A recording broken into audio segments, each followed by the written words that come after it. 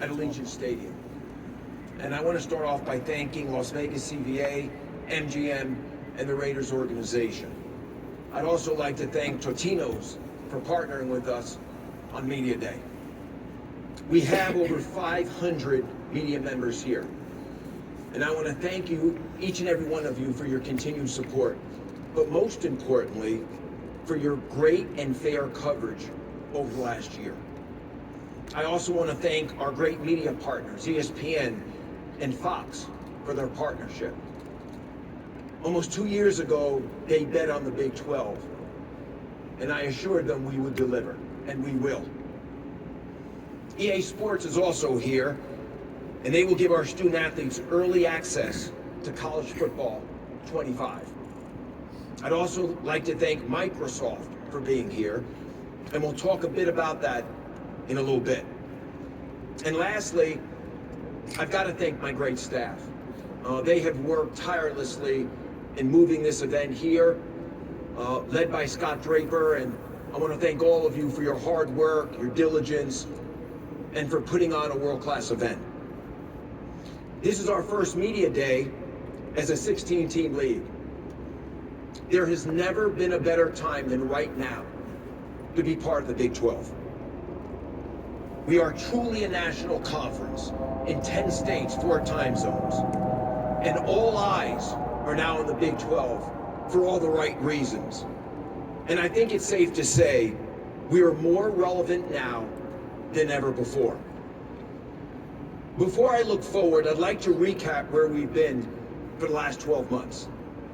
Since our last football media day, we added the 4 corners and solidified ourselves as one of the top 3 conferences in America.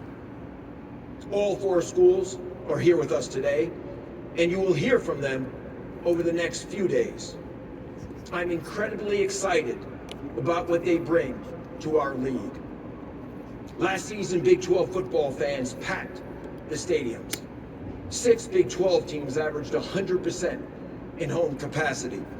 All schools averaged over 88% capacity. There was incredible late season excitement heading into the Big 12 championship weekend. During our football championship, we introduced the first ever halftime show with Nelly, featuring our school bands. I think that was a great example of how you infuse the old with the new. And our ratings peaked at halftime, and we brought in a more casual audience to experience that halftime show. We had a record-tying 9 teams in bowl games, and we had the 2nd best win percentage. We saw success across Olympic sports and basketball too. Men's basketball had a record high 8 teams in the NCAA tournament. Women's basketball had 7 teams in the tournament, in fact, the most since 2013. 6 NCAA titles were won in sports such as cross country, tennis, and track, to name a few. What led to our success on the field was, of course, our incredible student athletes. And speaking of our student athletes, I have the privilege today of recognizing this year's Bob Bowlesby Award winners, given to student athletes who competed at the highest levels, both on and off the field, this past year. Our first winner is Bella Folino from BYU women's soccer team. Let's give her a hand, please. Our second winner is David Carr from Iowa State Wrestling. Bella and David exemplify what it means to be a Big 12 student athlete. And on behalf of the Big 12 community, I'd like to congratulate them both. Off the field, 2024 was a success as well. Our sponsorship business grew by 79%. Our ticket business grew 23%. To start the year, we launched a partnership with Allstate, focused on Big 12 women's sports. We celebrated last year's 4 editions with Big 12 homecoming events partnered with a partnership with Sports Illustrated. And we'll do it again this year with our new editions. We launched the first ever student athlete health and well-being advisory group. We celebrated cultural moments, including a basketball partnership with the Muhammad Ali Estate for Black History Month, supported by ESPN. In addition to moving this year's Media Day to Las Vegas, we doubled down on Kansas City as the site of our basketball championships for years to come, as well as added women's soccer. We continue to plant our flag in Dallas by extending our football championship at AT&T Stadium and Globe Life Stadium for baseball. We launched a PSL program around our men's basketball championship with our partner Legends, and we teamed up with the NFL to launch Big 12 Pro Day. And we will continue to build our partnership with the NFL as we as a conference continue to innovate and grow. When I took this position, I said I wanted to make sure our conference was on the consciousness of current and future student athletes. In an effort to do so, we need to be more active on social media. We are now the second most followed conference on Twitter and Instagram. And in fact, have had over 250,000 follower growth since December of 2022. It was certainly a great year both on and off the field for the Big 12. But I often say, I'm happy but not satisfied. People keep asking, what's next? Our newest brand spot answers that. We are. Let's take a look. 24-25 will be a very exciting year for the Big 12. On the football front, we will be the deepest conference in America. Every week will matter. I'm going to say that one more time. We will be the deepest conference in America, and every week will matter. We have star power and parity. We boast some of the top players and coaches in the game. November will be incredibly exciting, and we will brand it as a race to the championship. Beyond football, the best conference in basketball got better. Our Olympic sports got stronger, adding 4 programs with an incredible history of excellence. We recently made some changes across our competition team.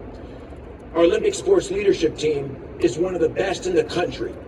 Scott Draper is now overseeing all Olympic sports in addition to his role managing football. Dana Scherf will oversee women's basketball. It's the first time we've ever had anyone in that role, and given the growth of the game, we needed to double down. We hired Lisa Peterson from the Pac-12 as our new VP of Olympic sports. Student athlete support continues to be at the forefront of what we do. We have over 70 current and former student athletes participating in this year's Olympic and Paralympic Games, and I plan on being in Paris to support them all. This year, we'll see Big 12 create new opportunities for our student athletes on and off the field. Last week, we launched the Big 12 Beyond Borders program, a cultural studies and leadership program for our student athletes. We will introduce a new governance group to give a greater voice to student athletes. In fact, we took that idea from the Pac-12. The league will assist schools with student athlete storytelling to help build their brands. We will introduce original student athlete storytelling content this year, named 12 for 12. We will also continue to work with the NCAA to protect our student athletes from the negatives that come with sports betting, especially prop bets. Lastly, I am thrilled to announce the launch of the Big 12 Alumni Council. The Big 12 has produced some incredible talent over the years, both on and off the field. This council will provide a former student athlete perspective for the league as we continue to grow. And we will officially announce all the members of the council tomorrow. Clark Williams and I will be chairing this council, and we are thrilled to do so. As I think about our commercial business, our top priority is growth and creating value for our member institutions. I often refer to our league as a mature startup. This means our brand can be younger, more progressive, and innovative compared to some of our peers. Our value creation must be done in a strategic way, and that value creation starts with ESPN and Fox. We are taking an innovative approach, exploring new TV windows, and giving fans more access to our programming. As we build our brand, we will continue to build our business. We will not stumble into this new era following settlement. In fact, we will be aggressive and very proactive. We will push at the NCAA level. In fact, I love what they recently did with on-field logos. I've been very vocal with the NCAA to push for making commercial patches permissible for officials' uniforms, similar to what the NBA has done. I've spoken to our football officials, and they are in favor of it, and I'm optimistic this will happen soon. From a conference perspective, we are exploring all options. 2 years later, I guess you could say, we're still open for business. Naming rights is one, private equity is another. We are looking to expand our PSL program into our football championship game for 2025. We will be infusing more LED signage across our marquee championship events, creating new visible signage and revenue streams for our member institutions. Today, I'd like to announce officially that we are partnering with Microsoft for tablets on the field and in the coaching booth for the upcoming football season. We continue to explore Mexico for the Big 12. We are currently looking into pivoting Big 12 Mexico towards women's soccer or baseball for our official launch. As we continue to enhance our commercial portfolio and our narrative, this morning we launched a conference-branded channel through our new partnership with TuneIn Radio, and I want to thank the executives that are here today from TuneIn. Our football coverage will be greater than ever before, thanks to this new partnership with TuneIn Radio. Additionally, we anticipate announcing a fast channel platform in the near future to also enhance and broaden our narrative. Both give us an opportunity to extend our reach. Obviously, I'm very passionate about where we've been and where we're going. But I'd be remiss if I didn't touch base on the current state of affairs in our industry. We are going through change, but I would rather call it a necessary reset. In 10 years, I think we look back at this period as a positive moment in collegiate athletics history. I live my life by the value equation. Those that create value deserve to be rewarded. I speak for many when I say enhanced student-athlete benefits are a good thing, and that's what the recently announced settlement will provide. I've spent a lot of time with our P4 peers and Charlie Baker developing our path forward. It's been a cooperative effort, and I want to thank them for their partnership. There still is a lot of work to be done. We will work to get clarity on things like Title IX, roster limits, and enforcements. Settlement will require continued conversations on the Hill so we can codify the settlement agreement and gain clarity on student-athlete employment. I've had a lot of conversations with student-athletes about what their desired goals are, and certainly enhanced benefits are at the top of the list, which we are addressing. As we enter this new chapter, I can assure you, Big 12 schools will compete at the highest levels, and they will continue to invest.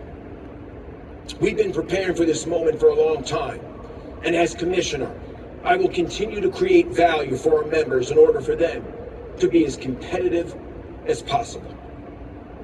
This is no time to press pause. We must continue to be bold and aggressive as an industry. The Big 12 will always be ambitious because that's who we are. I know there's a lot of pressure on a lot of people right now, but I will leave you with this. Pressure is a privilege. Before I let you go, I want to bring someone who's very special up on the stage to join me. Joni, who many of you know, has been with the Big 12 for over 26 years, and she will be retiring after this week. We wish her only wonderful things in the next chapter in her journey, and I'd like Joni, there she is. I'd like all of you to please stand up and give Joni a round of applause as we thank her